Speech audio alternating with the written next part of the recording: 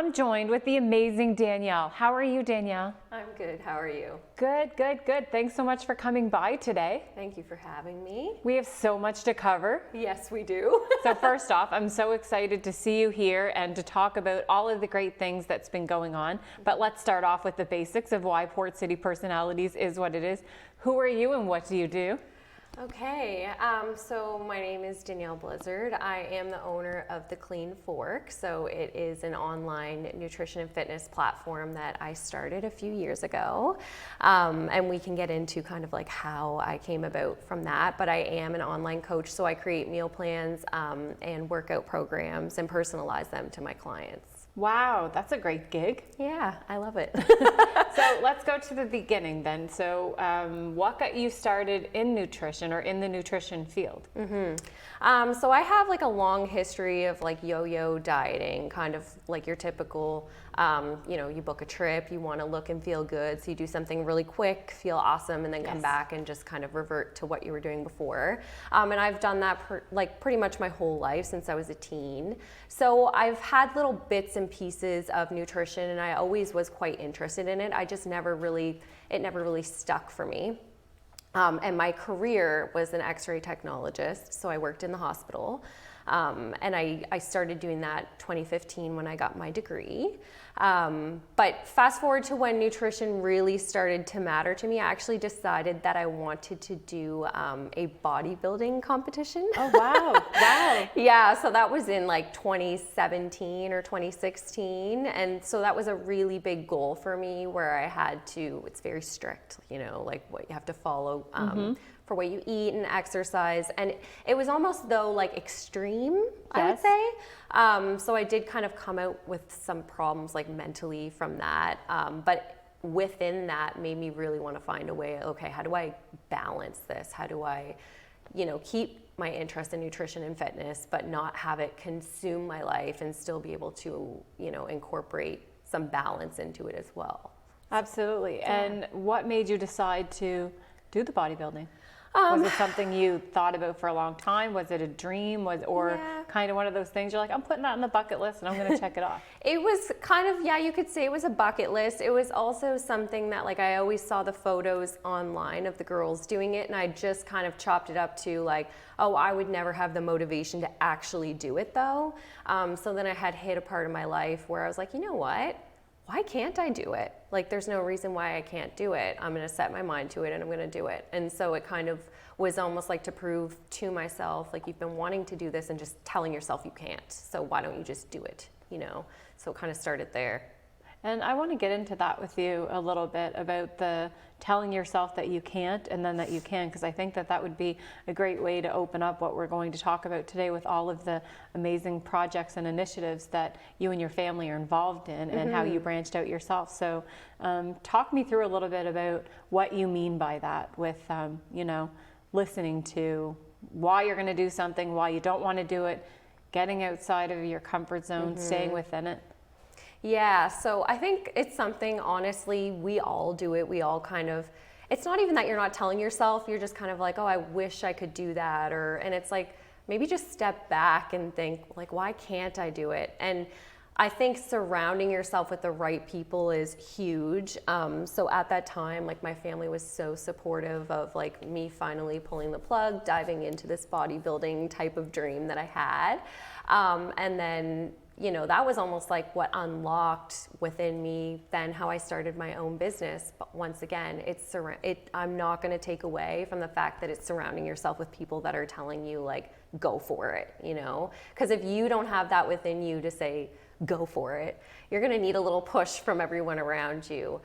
So super supportive to have people that believe in you, but also challenging yourself so that it can feel a little bit risky and uncomfortable.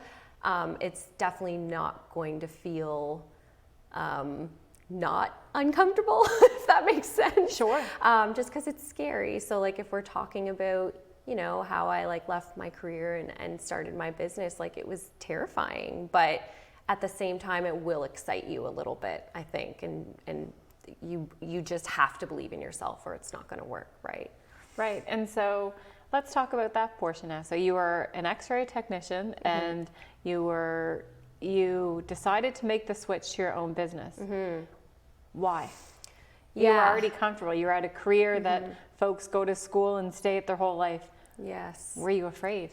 And I really liked it. I did really enjoy it. I think for me, a lot changed when I had my daughter. So I was on my maternity leave with her, and that interest in nutrition came back. And I am someone who is a busybody in the sense that I'm always wanting to learn, or I'm always wanting to have more of just me. So like being a mom was awesome, but you know, stepping away from that, I was working in the cardiac cath lab, so it was a very like high stress, like a lot of demand on you in your position.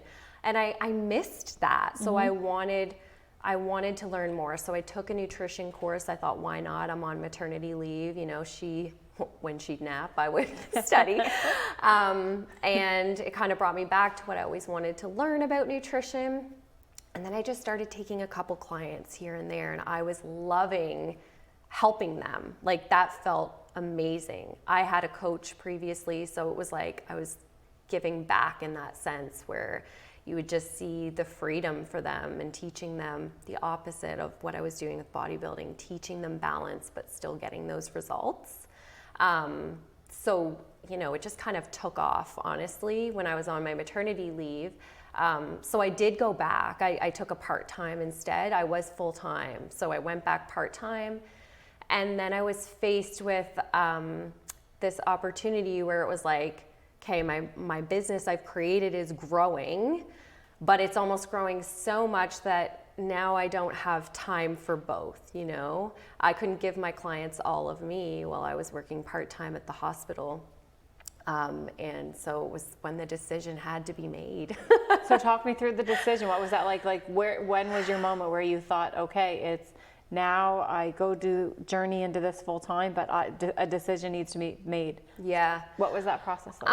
I think I was almost feeling so uncomfortable with my client load, and I was not being able to get back to them like I was before on my maternity leave. So I felt that, and Cool. I just kept having inquiries, and I don't want to say no to people. Like if people are reaching out because they need help, I just couldn't imagine being like, no, I can't take you right now, because I've been there. When you want to start something and you're ready to change your life, it's like, it's now. It's like, sign me up, help me now. When you're in the yeah. So it was just getting to that space where I was like, okay, like I can't take any people if I keep working at the hospital. I won't have time for them. And so speaking with my husband, who was super supportive, I had also a really close friend who does the exact same thing online as well. Her name's Jacqueline. She also really helped me that way. And she was like, you're really good at this. You're doing a disservice if you don't take this talent and just run with it full time of coaching people. And yeah, so I spoke to my manager, and they were also really supportive, and they offered me a casual position, and I thought, you know what?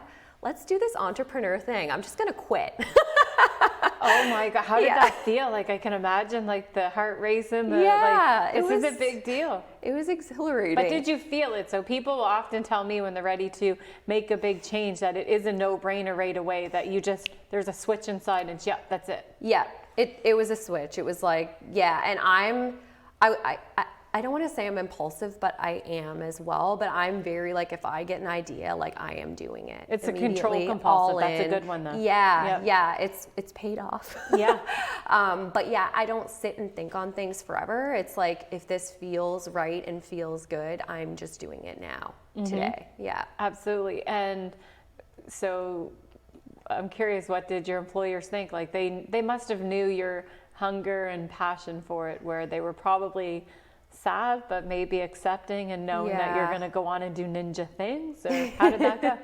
It was good. They were super supportive. A couple of them had actually like been my clients at one point, so they knew my passion with it. They said I always had a place there, so if I went and did this for 6 months or a year and I wanted to come back, let them know. So that felt kind of comfortable in that sense. Sure. And I said, okay, thank you, but my plan is to never come back. Of course. But yeah, they were really, really great. They threw a huge like goodbye party for me, and yeah, there were tears. But that must have made you feel good, them knowing and having the confidence in you as well, because Yeah. passion is the biggest thing. So you must be passionate about what you're doing. Do you think you're passionate about it? And do you think you have the drive for it? Yes. Oh yeah. I think that's exactly, honestly, why it did so well so quickly as well. Like the Clean Fork is very community based. So because we're online, it's people from all over the globe. There's definitely a lot of local people, but I have a ton of people out west and Ontario and even in the States. So my passion just came across online, and I've just built this huge community, and within it, like, these women have even become friends, and it's incredible. All right, so let's get to it. What is the Clean Fork? The Clean Fork. So yeah, it is an online coaching platform. So everyone who is a client uses an app. So on their app, they'll find their meal plan that I personalize based on their likes, dislikes, and their goals. Have you created this app? Yes. Yeah, it's Wow. so like there's a platform that makes the app, and then you can brand it to Yeah, your logo and of course. customize Yeah. it within. So yeah, so each client has the app, it has their meal plan on it, they can track their food on it as well if they're into that. A lot of ladies are taking pictures and uploading like their snacks and their lunch, so it has that On this accountability app? piece. Yeah. Okay. And it'll track their journey too, right? So it's a full calendar. And then I also put their workouts on it. And within the workouts, there's videos that they can watch to see how the exercise is performed.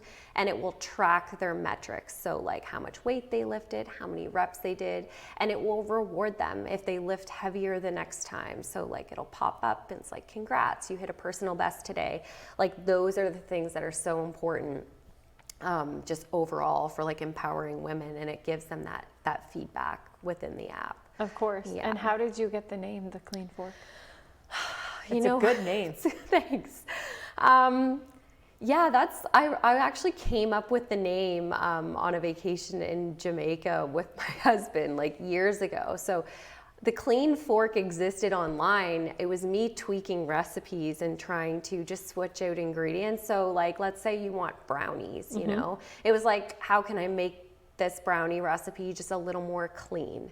And so that initial Clean Fork, it wasn't even a coaching business. It started with me playing with recipes and just trying to tweak things so that you could have those things, and it all goes back to balance and feel good when you eat them. Yes. So yeah, that's kind of where it came from. And then I thought, well, I already have this name. It's still very much on brand. Let's introduce coaching underneath it. So with the coaching aspect of it, what does the coaching cover? So all of my clients will check in with me. So depending on which program they sign up for, there's a couple different options. I have a nutrition only program. I have one where you sign up for nutrition and get your workouts. And then I have a membership. So if you did one of those two, you can slide into the membership, and you'll have check-ins with me either on the phone or online. And it's just to check in like, okay, how did you find your nutrition went, you know, and tell me a little bit about that. What was your favorite meal that you created? How did you make it with your workouts? Did you get them all in? Which ones did you struggle with? So just how was your sleep? How was your energy? Just to see if there's things that we have to change with their food or with their exercise to keep track. Wow, so you're really hands-on with each of your clients. Yep. And so how long have you been doing this? So it's been 2.5 years. Wow. Yeah. And what do you have to say within the 2.5 years? Has it gone how you thought it would go? Like there's obviously a learning curve to it also, but it must be so fun. Like the gratification or reward would be within your clients and helping them achieve and feel good. Like that's gotta be, Yeah. it's gotta feel awesome. It does. And I do have some clients that have been with me since the beginning. So watching them transform, you know, the last 2 and some years has been incredible. It's definitely grown. So it's always grown larger and larger, which is amazing. So I finally hired someone. I have an assistant coach, and she's awesome. Wow. Yeah, and so she's running some extra programs. So within the growth, we've been able to offer like a business nutrition coaching as well. So she does in-person or virtual 6-week programs with businesses for their employees if they're interested in learning about, you know, food, macronutrients, exercise, just kind of stuff that you don't learn in school, right? That really can be helpful as you navigate the grocery store or are creating recipes. So it's been able to grow that way as well, which is nice. Absolutely. And I want to talk to you a little bit about the piece of the nutrition and grocery portion of it. So there's often folks will say, oh, it's too expensive to eat healthy, or I can't do that, you know. And I literally just had this conversation with somebody this morning where they'd said, you know, going in the grocery store, I wanted to get apples, but it's $10 to get apples. Or do you think that cost attributes to folks' success, or do you think that if you're in the program and you're, you know, following a good plan, that you can, I guess it would kind of be the same way as going to the gym. It's easier to find an excuse to say I was busy. So there's ways to eat healthy, right? Which we know this, but, and following plans, but is it always going to be expensive? Is cost something that makes folks afraid? I think food insecurity? Yeah, for sure. I think a lot of times too, sometimes it can be so new, like the meal preparation can be so new for people. So they're buying this different food, whether it be produce or meat or anything, and it's going bad and they're feeling like they're throwing it out. So there's almost a learning curve there of what works for you, when to purchase those groceries, you know. And for me, a lot of times I'm buying frozen veggies. Like I just am. It's the way to go, but it's the way to go, especially with seasons and stuff, right? And then nothing's we're in a rural thrown area. away, and you know, I think just finding it's not going to be the same for everyone, but you know, sometimes people are purchasing a lot of takeout, and that's expensive too. So, sure is. Or skip the dishes and all the the kind of love skip the service. dishes. I know. I have friends that are like, you know, I could live in a more expensive place, but I'd have to give up my 400 a month habit for skip the dishes. Yeah. So I think depending on the person, but I mean, the rising cost of groceries are definitely a problem in general for everyone too, especially at this time. Sure. But yeah, typically when you join the program and you get into that meal prep where you are preparing your meals, you are shaving costs from takeout or other habits that you might have had that you don't even realize. Absolutely. And so talk me through the customized meal plan. So I get the app, I sign up with you, and what about if I'm somebody that has a lot of strong dislikes and stuff? Where, you know, where I'm one of those kind of picky eaters or something like that. Yes. Can you help somebody like me, like the folks that are like me for that? Yeah. Yes. So whenever someone signs up, they fill out like a very in-depth registration form, and it tells me all about their habits, and eating is one of them. So like, what do you eat for breakfast, lunch, snacks? I mean, some people aren't even eating until nighttime. So you get to see their routine too, to kind of see like, okay, this is probably why you're struggling, those types of things. But I get them to list off foods that they don't like, allergies. There's a lot of like dairy and gluten intolerances out there, nut allergies, all of that stuff. So I work around all of that. And when you get your meal plan, it'll give you different options. So like if you can't have gluten, there won't be any, you know, gluten on your meal plan. There will be different types of things to have. Same thing with dairy. I find those are the most common, dairy, gluten, and nut allergies I see a lot as well. But some people just don't even like vegetables, like, you know, general, and like at the end of the day, like I'm not going to make you eat what you don't want to eat. So I can look at someone's life and help them improve. So, you know, how can you just make this a little bit better and you'll be successful? Absolutely. And so I think we've covered everything from this aspect of your business before we move on to Sage. Is there anything else that you want folks to know about your business? In terms of signing up, are you accepting anybody new? What's the process like? Yeah, so we're always taking people. Typically, I would start people every Monday. I love Mondays because when you do get your meal plan, you always get it ahead of time, and I like to get it out on a Friday. So that you have the weekend to ask me questions, grocery shop. It can be very new for people to try to figure out I try to keep it to what they're normally eating, but there's gonna be some stuff in there for sure that they might need help with. So I like to give it to them on a Friday so they can start on the Monday. And all of our programs are on my website, which is just www.thecleanfork.ca. We do run the 12-week nutrition ones kind of like just based on interest. We were going to wait and do one in September, but we've had some interest, so we're probably going to run one in July. Perfect. Yeah. Okay, so anyone that wants to join, they can just go on that website and then they're able to They can ask you any contact me. questions Yeah. or anything like that, right? Yeah. They're able to do that. Okay, thank you so much for talking on that. Now let's Yeah. move on to, and that's totally awesome and totally amazing. Yes, Congratulations. thank you. I've been following your journey and I think it's magnificent.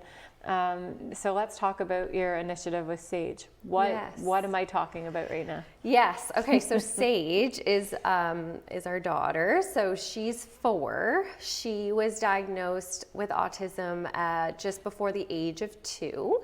So that was also just kind of circling back for a second as to why it was desirable to work for myself as well, right? Because we had lots of appointments and I really needed to be a big part of her life because she has extra special needs. So, you know, once we just found, and it was during COVID, so not the easiest time as well, we found that there was just a huge gap in terms of support for parents and just places to take your kids. In general or with special needs? With special needs. So places that you didn't feel like you had to scream from the rooftops like, hey, my kid's autistic because they're acting a certain way or they're having a hard time following directions. Oftentimes I'll just try to take her to just different places in the city with other kids, and I will often have to explain myself, you know, and sometimes you don't want to have to do that. You just want to go to a place where you feel accepted and nobody asks any questions and everybody is just judgment free. And so we created this nonprofit, me and my husband. It's called Safe with Sage, and we just started it in March. And what we do is we rent spaces exclusive to the autistic community and their parents and support teams. So for example, we just had a rental at the Irving Oil Fieldhouse, and we're going to do a couple more throughout the summer. We have a partnership with them, which is awesome. And so we rent it out to run these events, and it's all autistic kids and their parents. And what's the cost? It's free. Wow. We cover it. Yeah, so we are a nonprofit, so we fundraise to run these rentals so that they can come. They don't have to worry about cost, and they don't have to worry about explaining, you know, that their kid is on the spectrum or why their kid's having a hard time. All of us know because we have those kids, right? So there's no need to be embarrassed. I think during this journey, like as Sage's parents, I'll often get worked up before I take her places, just so anxious that I might have to explain, or if she's not going to follow direction on turn taking, if it's on like a trampoline, or, you know, it's hard because they are developmentally delayed, right? And some other parents don't get that because they don't experience it, and even workers sometimes don't get that, and you just get so anxious. So the feedback that we've had from even the parents and how they feel coming to these events, we've had 3 or 4 events now. How many families will you host roughly, right? So we've had around 15 to 20 kids at each event. Okay. And we're hoping to grow and grow. We have an event this weekend and we have over 20 now registered. So word's getting around. Word's getting around, yeah. That's pretty phenomenal. Not only did you get your diagnosis pretty early also, right? Yes. So talk me through your diagnosis process. Yeah, so we kind of knew for a little while. There were just some little things that Sage was doing. So like she wasn't responding to her name. She could often zone out for a really long time. And just typical things which you wouldn't really know until you looked into it, but you know, she'd walk on her toes a lot, and it's that sensory output. Now keep in mind, all kids are different, so there will be different things, but we just knew like she hadn't taken on to her words at 1 year old, just not hitting those milestones. So she was hitting them and then she just wasn't. And taking her to play groups was really tough. She'd often get really upset and for hours afterwards. And now looking back, she was quite overstimulated, you know, it was too much for her. So just little things here and there. And I just think as a mom, you just have this gut instinct, and I just kind of knew. So once Terry and I were on the same page with that, we were like, okay, let's get her referral to a pediatrician and let's get talking about this, because the sooner we can get this diagnosis, the sooner we can get her into therapy and get her what she needs. Absolutely. And do you feel like this stuff happened at the speed that you have liked it? Because you talked about having inclusive places for folks and families on the spectrum to be able to go in the city. Would you say your medical journey and getting your diagnosis and moving forward came at the speed that you'd like? Because that's pretty early to have a diagnosis. Yeah, and everyone wanted to kind of push it until after she was 2. And, you know, so much research has shown, like, the sooner that you can have them assessed, so, like, not to mention, maybe she'd get a diagnosis out of it, but, you know, kids should be getting assessed before the age of 2. Like, that's strongly what I have discovered in research. And so we were very pushy to get that assessment, but we had a great response from her team, from her pediatrician, and but definitely it could have gone way later if we weren't so pushy. When you think, I have to pause for a minute. And what made you be pushy on it? Because you felt it. You knew. Yeah, we knew, and we were now diving into this so much. Like, once we knew that she was autistic, we were diving into, okay, what does she need, and kind of like, what are the next steps, and looking at the timelines, like, of her to receive therapy through, like, our government-funded program. That's another wait list, you know, just looking at all these timelines, we're like, geez, she's going to be like 3 by the time that she even gets the help that she needs. And I mean, she was like 18 months old, right?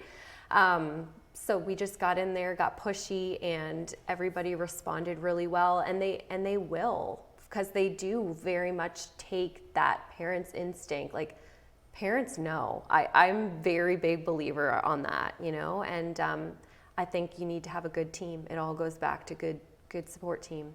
I definitely had people tell me that I should wait, and I was like, no, I know. Now, how about in terms of telling people? Was it hard to tell folks about the diagnosis after? Because folks typically go 2 ways once they receive a diagnosis, where it's, let's not tell anybody, you know, let's keep this within the family, or then you go the opposite, where it's like, let's tell everybody. So I kind of know where you landed and your husband on that, but making it public and stuff, was that hard or difficult as a mom? I think for me, it felt really natural to share it. I have a large presence on social media, and I always have. So for me, it would feel wrong to not share it, and it would also make me feel almost like shameful, and when there's nothing to be shameful about, you know. When it comes down to having a kid on the spectrum, it's not that they're less and there's nothing to be ashamed of. It's just we need to find a different way for her to learn, because her brain is different. It. And so I felt also that it was my duty to share that with the public, because I thought, wow, how many people are feeling shame, and like, what a kind of really awful place to live. Like, you're their parents, and I've been there. I totally, don't get me wrong, like, I was lost at one point. Of course. And it was mostly before the diagnosis, because I just wanted it so that I could get that, solidify it, and be like, what's next? Now that we have this, like, what's next? But there was a time where, you know, she would do things, and instead of celebrating them, I was Googling, does this mean my kid is autistic? And I thought, wow, like, I can't live there. I'm going to be proud of her, and I'm going to just, you know, shout it from the rooftops, because I just think, you know, don't shame that, don't hide that. But I completely understand, you know, why people might as well, just with society, and it's getting better, but, you know, the stigmatism behind it.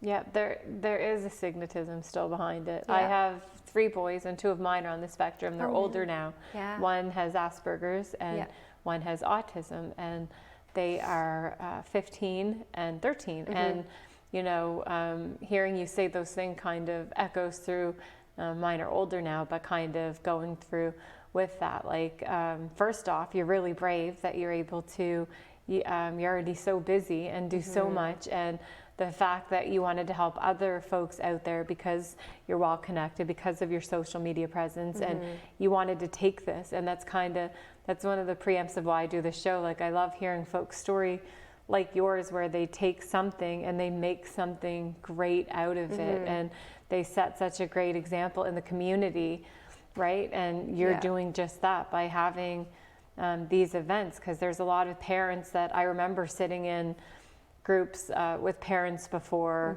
when my children were younger, and they echoed the same thing: frustration, feeling alone, feeling like I'm always explaining my kid's behavior. I can't apologize for the behavior because yes, it's probably going to happen again. And but there's you quickly realize that a couple of things from the normal kids and then the not normal kids, which is it's such a crazy line on that, because kids are kids at the end of the day. There's not normal, there's not normal, there's just kids at the end of the day, and letting them do their own thing and letting them enjoy what they're doing to the best they can. So your rules change each day. So your day goes as the day goes. And that's what I would always say when mine were younger. And, you would set up for a day, but you also have to appreciate that the day might not go that way. And that's totally fine if it doesn't. The day's going to go how the day's going to go. And as long as you're enjoying it, and as long as, your little tyke is having fun with it, and being comfortable. So it's about providing comfort. It's about providing security. And as long as those things are happening, then, setting them up for success is important. So I think that early learning about what's happening, early diagnosis, and then treatment, and then, letting everybody know, because it takes this, and why I say all this, it goes back to it takes a team. Yeah, it does. Right? It takes a team. It takes a team of who's on board with everything, with your children, your doctor, your family, everything. And it's about, how can we make Sage's day better? How can we make, live to the full potential? And I think that that's great. Yeah. No, it's going well. And it's funny because, when we started it, and some people be like, don't you have enough on your plate? And I'm like, I do, but this is also my life. We just found this gap. It's like after talking to all the parents kind of going through the same stuff, they're dealing with the same things. They're going this place and they're having to drag their kid out of there. And I'm like, we're always looking for stuff to do. So why not just do it? It's super easy for me to be at the events because it's my life. I'm living it. So it's honestly kind of blended in really nicely. And fun. Yeah. And so tell me about some of these events that you've done. How is it successful? What has the feedback been from the families that have come? Yeah, so after chatting with some of the parents, one of the ones that really resonated with me was after we did do an event at the Irving Oil Fieldhouse. One of the parents came up to Terry and I and said that was the first time that I've ever felt like I just was comfortable. I didn't have to make excuses for why my kid was doing X, Y, and Z. I just felt the most comfortable I've ever felt since he's been diagnosed. And it brought tears. I was like, that's exactly what we want. We want you to just come here and relax and just take it all in. And that event was really great because we had brought in occupational therapy as well, who is Sage's occupational therapist and wanted to volunteer her time as well, which was amazing. And they came and chatted with parents, and they were able, to even talk to parents oh, try this, try that. Oh, your kid might be doing this because of this. And so also bringing in that education piece that some parents, private services are expensive. Very. And they're able to get those tips at the events as well. And because they might not have access to these services, so don't take that for granted. Some folks might, when I lived in Toronto when my kids were younger, and the cost out of pocket for occupational therapy and behavior therapy was super expensive when you're paying out of pocket. So then I found myself sitting in and learning at the same time, because I would pay these folks Yeah. to sit with my kids. You'd want to do it yourself, yes, right? because they're there a few hours a week and I'm there 24/7. So, you know, being able to access the services, I think that's so there's two things, there's cost and there's access. Yeah. And right now, there's wait lists for everything. So being able to get into someone, so having a specialist along at, you know, an event like this, that's pretty amazing. Yeah. It was great, and they were more than, like, they were amazing to even just, they want to be a part of it. They see the need for it in the community. Because honestly, like, even within the government programming for the therapy that is offered to the child, it doesn't cover occupational therapy. So these are out-of-pocket things that you have to pay, because as soon as you receive that diagnosis, you can't receive it from the hospital for free anymore. So that was one thing that we ran into. We were seeing occupational therapy at the hospital. And then as soon as she got her diagnosis, see ya. Wow. And a lot of folks don't know that, right? Yeah. And I know that, you know, getting the diagnosis was hard too.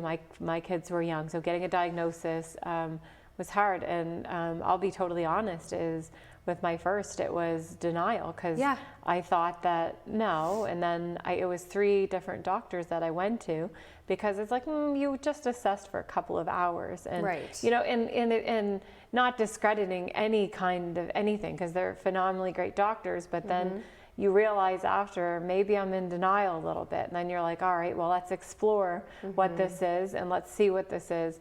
And then, because the quicker that you're able to come to terms with a diagnosis, whether you like it or you don't like it, but the quicker you're able to work through it and come up with game plan. And that works with any kind of diagnosis of anything, when you think of but there's different phases that you collectively go through, right? And so 100%. Yeah, and I mean, the fact that you're able to do all of this, so is this the success that you wanted in the program, where you know, being able to have other parents like yourself feel, I think a good word to use, and correct me if I'm wrong, would be connected. Yeah, 100%. Almost like goes back to creating that community, and most importantly, in person. And the kids need to get out and experience things. And, you know, you're often, like, as the parent of an autistic kid, depending on their behaviors that they go through, you might hold them back from experiences, because you have that level of anxiety, and you don't know if they're going to be, you know, accepted, right? And that's heartbreaking. And so offering these events where they get to have the experiences that you want for your child, and not having to worry about any judgment, and then also bringing in that education piece if maybe you can't afford those out-of-pocket services. It's like, it's everything that we had, like, completely dreamed of for it. Yeah, it's perfect. And the thing with autism or Asperger's or anything like that, it's not, the trouble that a lot of parents run into is, number one, it's not just an education process for the children or for the medical professionals, right? It's also one for the kids to understand why they're different, and that's okay to be different, right? So, you know, I think back to when I was growing up, and I use this example with my sons, with my younger 2, is, you know, that I was always different. And because it would be, you know, something silly, like my little guy saying, nobody wants to sit with me on the buddy bench today because I'm too different, or I'm too hyper, I can't do this. So he would have these things happen from being different all the time. So he was always trying to say to me, well, how can I be the same as everybody else? And I'm like, you never want to be the same as anybody else. That's boring. Or it is boring. Or like, you know, the hardest thing, like coming from school, is like, how can I be normal? And I'm like, you never want to be, never be normal. Never what aspire is normal? to be what is normal? That's another way. And I remember, you know, we would read so much. We'd read so much about folks that observe autism, and then when my kids come to me and said, well, there's so much literature out there about folks that observe autism or Asperger's, or folks that are on the spectrum, but I mean, you have the great folks like Temple Grandin that, you know, do so much with it, but they said there's not much about firsthand about folks that have it written on it. So they wrote a book called the Ugly Tomato, and so they wrote this together. They authored and co-authored it, and they wrote about how the tomato was always different than the other tomatoes at school because it was a little more green, and they talked about the process of it. And I thought, you know what, it was only 11 pages, but what a great way to spell out what it's like about being different, but how that tomato might be a little bit different, but it still feels the same way. So it's about learning in different ways and processing. So and then you come to the teenage years and the puberty years, and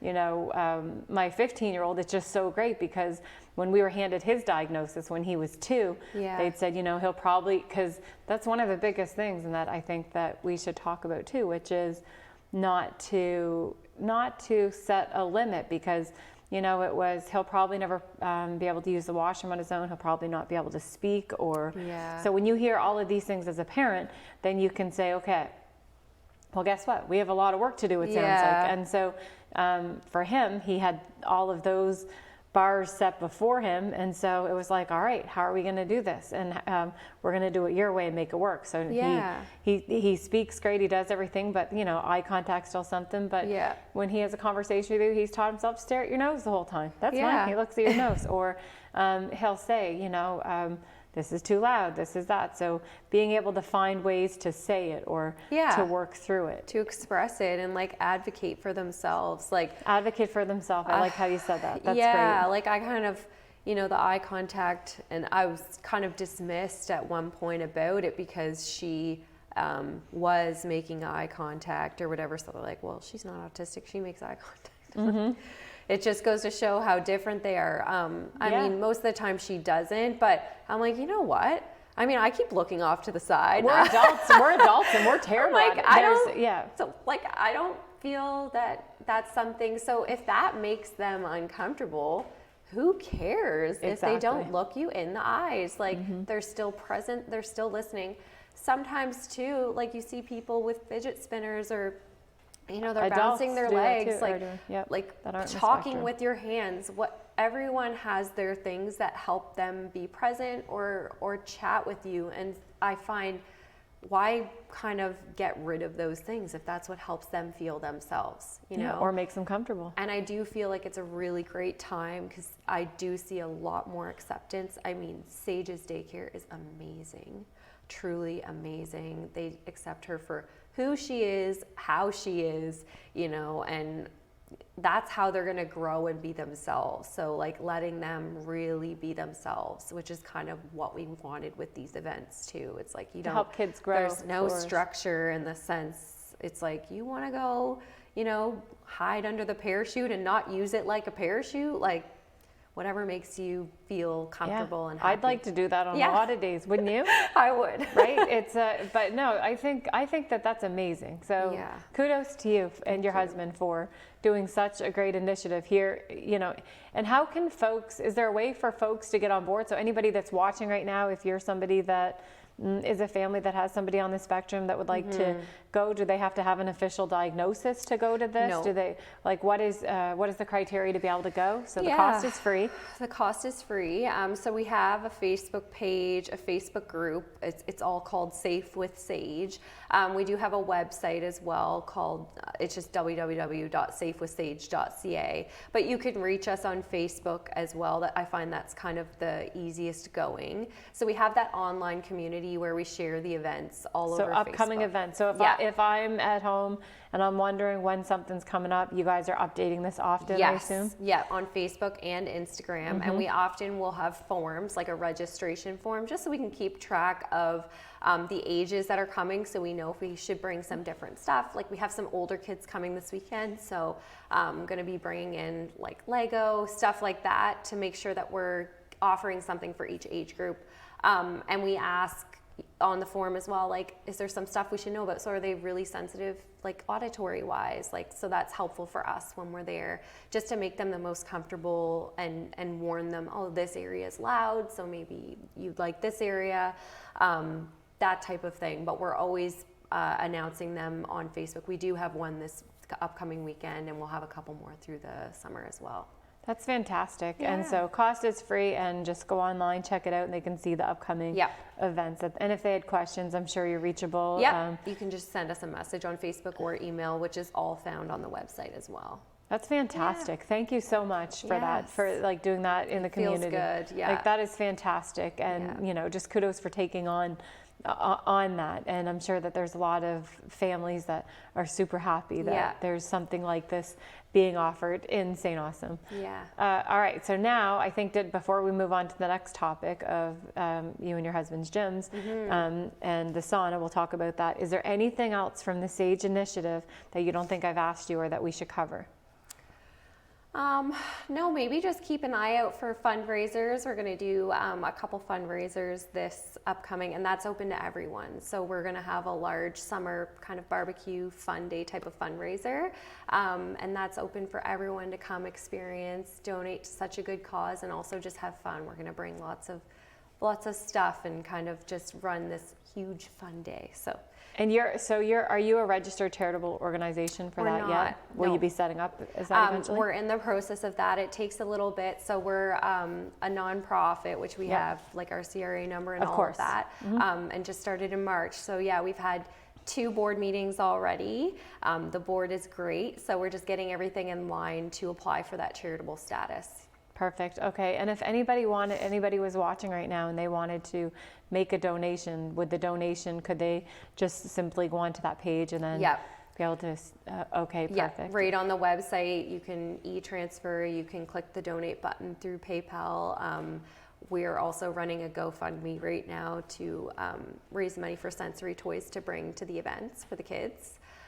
So oftentimes we'll rent these spaces, but because they're rentals, they don't have everything kind of required for kiddos with sensory needs. So we want to have kind of a bag to bring with us so that we have that to offer at each place we rent. That's fantastic. Yeah. That's awesome. Okay, thank you so much for that. Yeah. So now let's move on to the next topic, which is, let's talk about, I understand there's a couple of gyms you want to talk about. Yes. So what are they? So my husband owns Afterburn Performance, which is, there's 2 gyms. Here in St. John? Yep, so there's one on East Side St. John on Bayside Drive, and then the other one's in Rossay on Mar Road. So 2 locations. He started first with the East Side location years ago. I would say it's the larger one, and there's memberships at both. So like a basic gym membership, and then there's different levels of membership. So there's also, we're really known for the metabolic classes. Okay, what is Afterburn first? Yeah, so Afterburn is the gym itself. Okay. Yeah, so it's Terry. So Terry Blizzard is my husband, and he started and created Afterburn, and it was more of like a different way to train. So not your typical cardio type of training, very athletic based, strength training and functional fitness. Like every type of equipment is in this gym, I swear. Okay. And so you still have memberships that folks can still be members. So there's metabolic classes that are taught by professionals, obviously. There's class teachers, and they do them in the morning. So there's the early morning class has actually been very bumping. I bet. It's like folks want to get it in and get it done. Something. Yeah, I'm still in bed at that time, but they post their pictures. You hear it's good. Yeah, I have done it years ago before I had my daughter. I actually did the morning one. It was great.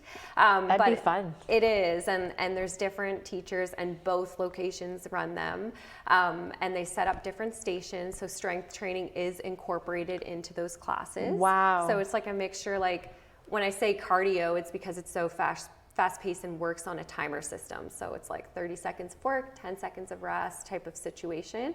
And yeah, you move through the stations, and it's a good time. Like the music is blasting. It's 45 minutes. It's perfect. I'm tired already. Yeah. It sounds great. So, so you have coaches that work there. Yeah. How many? You have like a good amount of classes a week. Like, is there classes throughout the day? Should I ask? There are. So depending on the location, but there is typically a lunchtime class. Like at the East Side one, there's an early morning, a mid-morning in Rossay, and then there's evening ones as well. It just depends on the day, and all of the class times as well you can see online in the location. And so with Afterburn, so is that the same? Is that where you can simply only go to take in a class? Or are you able to work out by yourself also? Like what? Yeah. Talk me through that. Yeah, so it is an open gym membership as well. So based on which membership you choose, you can get like a basic gym membership. Sure. Which is just like, any gym in the city. You can go in on your own time. When you are a member, you get a swipe card access, which is awesome because a lot of places are closed on holidays and whatnot. I know. But this is swipe card, so you can just swipe in and go work We're out. always open. Yeah. Yep. Always open. So yeah, you can go in and do your own workouts and treat it just like any other gym. Or you can bump up and do the other levels. So there's What's that? You could do personal training sessions. So You offer personal training as well? Yeah. Okay. At both locations. Yeah. Okay. So you can have a program made for you and have some in-person training done by one of the trainers. And then, now you have that program, you can come back on your own time and run it after had gone through it with a personal trainer as well. And then the boot camp membership is that what I was just talking about. So the metabolic classes. Oh gosh, you had me at boot. Yeah, and so that will also give you access to the gym as well. So you can go do the classes, but you can also come back and just do workouts as well. And so you used to do the classes before the baby. And so what was that like when you did it?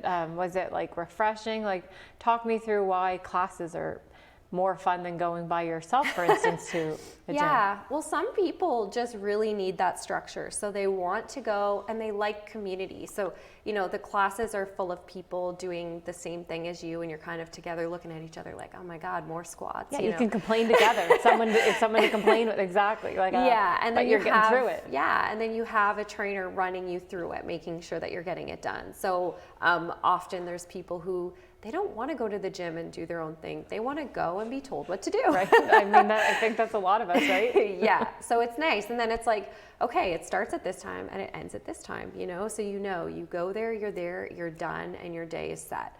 A lot of people, and they get to know each other, and they go and they keep each other accountable as well. You see a lot of that.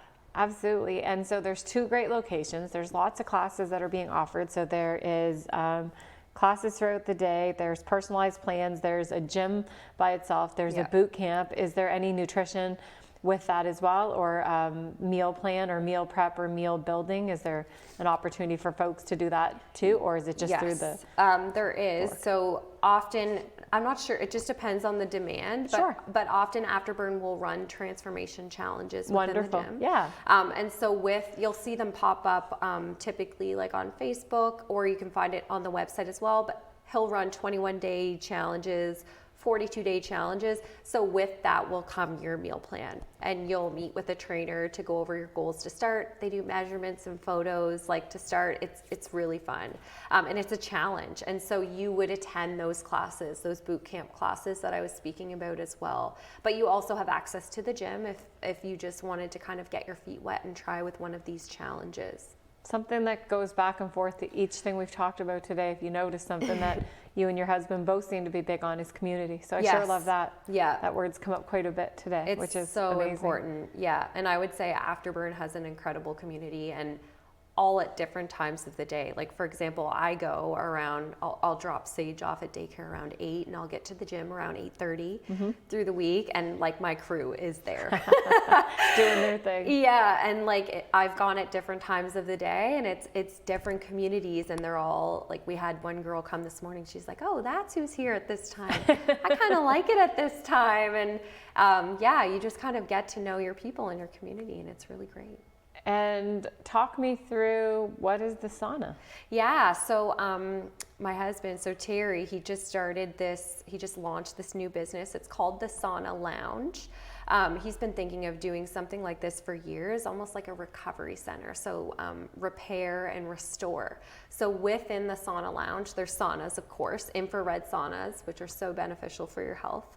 But he also has a cold plunge, large tub pool. So it's very chilly. That doesn't sound warm. I did it, I'll tell you. Okay. So within the sauna lounge, how it works is you book out the sauna privately for an hour. So there's nothing like that around here. You have the sauna for an hour. You can choose to come and go into the cold plunge and perform what we call contrast therapy. So going from hot to cold, Sure. to hot to cold, and the benefits of that. And the cold plunge area is all on like a rotation system. So when the saunas are booked, it's all kind of booked on your contrast therapy cycle. So you shouldn't run into anybody, but your sauna is your sauna room for the hour. So it's kind of nice to go with a friend, like they're large. Oh, wow. Okay. Yeah, I would say 2 people is quite comfortable. I've done it alone and I've done it with a friend, and it's very nice. And what is the benefit to this, like the health benefit? Yeah, so there's tons of research on this as well, especially within contrast therapy, but also even just the infrared sauna use. So big time helps with decreasing inflammation. We have a couple clients who are using the sauna and the cold plunge system for their arthritis, so kind of like to manage their how it's inflaming in their joints, and how they feel after is amazing. It can help with circulation as well. So if you're someone with poor circulation, it can actually really help get that going. Wow. Recovery in general. So muscle soreness, like Oh, athletes, like this is really big in the athletic world. It sure is. But also, you know, like you get sore, like if you're sitting or standing and you're sore. Amen. I could use the sauna just from us sitting here now. We should have done this interview in the sauna. sauna. What's wrong with us? That would be very We should have been on location. It would have been hot. And we had to stay in though, the full. And then film the plunge and then do the plunge right after, in and out, and not shiver and shake and just like maintain chat. the same. Yeah. So very big with recovery as well, just with overall muscle soreness. I can't say enough good thing. Every single person who has tried it, nobody has hated it. Like 100% positive feedback. They go in, they do it, they come out, and they feel amazing. Okay, and how can folks get in on this? Yeah, so there's a website for that as well, just saunalounge.ca. You can find them on Instagram as well, but even if you inquired through the gym itself, because the Sauna Lounge is actually located in Rossay, so in the Rossay gym on Mar Road. Terry just renovated it. So when you walk into the gym itself, the Sauna Lounge is on the right-hand side. And there is a staff member that will run you through it, tell you, you know, exactly how to do it. The saunas have Bluetooth. So you can plug in your podcast. No way. Yeah, it's lovely. I like to go alone and I hook up my podcast to the sauna, and I just lay in there, you know, for 20 minutes, get out, go do my cold plunge, which I did. So 20 minutes the recommended time? I would say about 15 to 20 minutes. It's hot, like it depends. It's not like that dry sauna feel though. So it's not the one with the rocks where you throw the water on it. It doesn't have that dry kind of suffocating feel. If you're someone who typically doesn't do well in a sauna, I think you'd be doing really good in these ones. We have the overhead lighting, which is called chromotherapy. So you set the lighting based on what benefits you're going for. So for example, like the blue light is like a calming, relaxing. That's amazing. Yeah, and the red light would be more of like a wake me up. So maybe you're doing in the morning and you're setting your day off that way, you'd set it to the red light. And there's Thank you so much, Danielle. Yes. Thank you. Thank you so much for everything today, for coming in. We're out of time. No problem. Thank you.